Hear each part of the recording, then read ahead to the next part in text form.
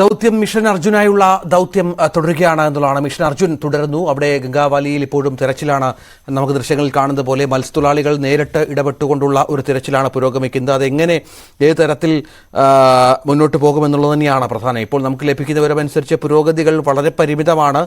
വലിയ തോതിലുള്ള ഒഴുക്ക് തടസ്സം നിൽക്കുന്ന പശ്ചാത്തലമാണ് എന്നുള്ളതാണ്. നമുക്ക് ദൃശ്യങ്ങളിൽ അത് കാണുകയും ചെയ്യാം. വിനേഷ്, ഏറ്റവും ഒടുവിൽ ലഭിക്കുന്ന വിവരം ഈ പരമാവധി സമയം വരെ ഈ തെരച്ചിലിനുള്ള ശ്രമങ്ങൾ അത് മുന്നോട്ട് കൊണ്ടുപോവുക എന്നുള്ളതാണോ? വിനേഷ് കുമാർ അവിടെയുണ്ട്. 3 തവണയാണ് ഈ തരത്തിൽ ഉള്ള സംഗതികൾ പുരോഗമിച്ചത്. ഈശ്വർ മാലപ്പ പുഴയിൽ ഇറങ്ങി, പക്ഷേ മാൽപ്പേ സംഘത്തിലെ പ്രധാനിയായ ഈശ്വർ മാൽപ്പേ ഇറങ്ങി, പക്ഷേ വടം 2 തവണയാണ് പൊട്ടിയത്. ഈശ്വർ മാൽപ്പേ ഒരു തവണ ഒഴുകിപ്പോയി.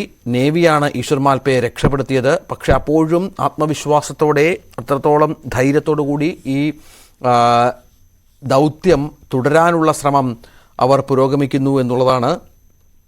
എന്തുകൊണ്ടാണ് മത്സ്യത്തൊഴിലാളികളുടെ ആത്മവിശ്വാസം എന്ന് വെച്ചാൽ 1000-ഓളം ആളുകളെ ഇത്തരത്തിൽ ജീവിതത്തിലേക്ക് മടക്കിക്കൊണ്ടുവന്ന രക്ഷാദൗത്യത്തിൽ ഏർപ്പെട്ട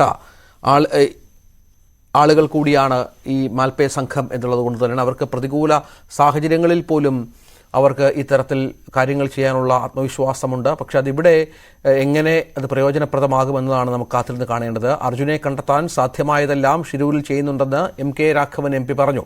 കർണാടക സർക്കാരിൻ്റെ പൂർണ്ണ സഹകരണമുണ്ട്. ഇന്നോ നാളെയോ കണ്ടെത്താനാകുമെന്നാണ് പ്രതീക്ഷയെന്നും MK രാഘവൻ പറഞ്ഞു. അർജുൻ്റെ വീട്ടിലെത്തി കുടുംബാംഗങ്ങളെ കണ്ട ശേഷമായിരുന്നു MK രാഘവൻ്റെ പ്രതികരണം.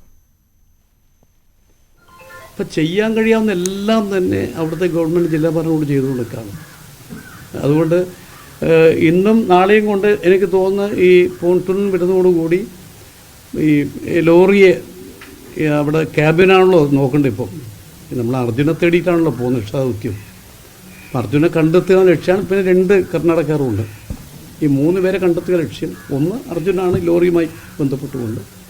അപ്പം അതിൻ്റെ ശ്രമം ഇപ്പോൾ നടന്നു വരികയാണ്. അവർ കാണുന്ന വിശ്വാസം അതിൻ്റെ ശ്രമമാണ് നടത്തി വരുന്നത്. എല്ലാ ശ്രമങ്ങളും നടത്തുകയാണ്. എന്തൊക്കെയാണ് ആവശ്യങ്ങൾ അതൊക്കെ അവർ ചെയ്യാൻ തയ്യാറാണ് കർണാടക ഗവൺമെൻറ്. ഇപ്പം ഇത്രയും ദിവസമായി നേവി അവിടെയുണ്ട്, അതുപോലെ ആർമി അവിടെയുണ്ട്. കണ്ടിന്യൂ ചെയ്യാൻ വേണ്ടി സ്റ്റേറ്റ് ഭരണകൂടം അവർ കത്ത് കൊടുത്തു കഴിഞ്ഞു. അപ്പോൾ എല്ലാ കാര്യങ്ങളിലും അവിടെ ചെയ്യാൻ പറ്റാവുന്നെല്ലാം ചെയ്യുന്നില്ല. പക്ഷേ ഒരു തടസ്സം ഇന്നലെ കാലാവസ്ഥ വരെയായിരുന്നു. കാലാവസ്ഥ പ്രതികൂലമായിരുന്നു. അതുപോലെ തന്നെ ഈ അടിയൊഴുക്ക് പ്രതികൂലമാണ്. ഇതാണ് ഇന്നിപ്പോൾ കാലാവസ്ഥ അല്പം മെച്ചപ്പെട്ടു. അടിയൊഴുക്ക് ശക്തമാണ്.